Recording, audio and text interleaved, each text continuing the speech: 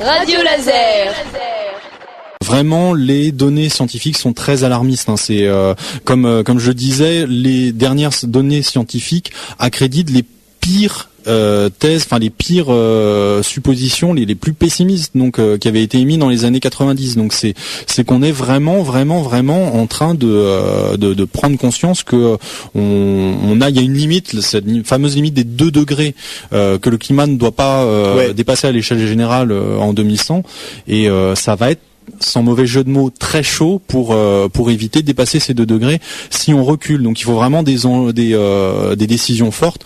Concrètement, il faut réduire de 40% nos gaz à effet de serre d'ici 2020. Ça va être vraiment très difficile. Il va vraiment falloir y aller à fond, quoi. Donc la solution, c'est de consommer moins, de gaspiller moins, c'est dans l'isolation des bâtiments pour tout ce qui est consommation de chauffage. C'est au niveau des voitures, faire des moteurs qui consomment le moins possible, qui émettent le moins de CO2. Donc tout ça, c'est une logique aussi, et ça rentre à la fois, ça a des intérêts écologiques mais économiques pour les gens, pour la société. Il y a vraiment toute une logique qui se met en place, que les gens commencent réellement à intégrer, dont on entend beaucoup parler, mais qui doit se concrétiser par des actes. Ça, c'est vraiment le plus important. On attend beaucoup des pays émergents, mais surtout des pays les plus riches, puisque il y a un deuxième volet, et ça aussi, donc on parle beaucoup de gaz à effet de serre, mais pas forcément des conséquences du réchauffement climatique, puisque ça, par contre, il y en aura.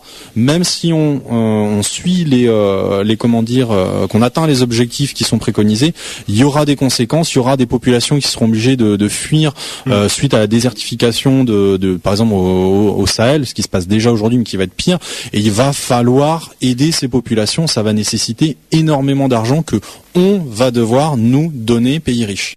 Radio Laser.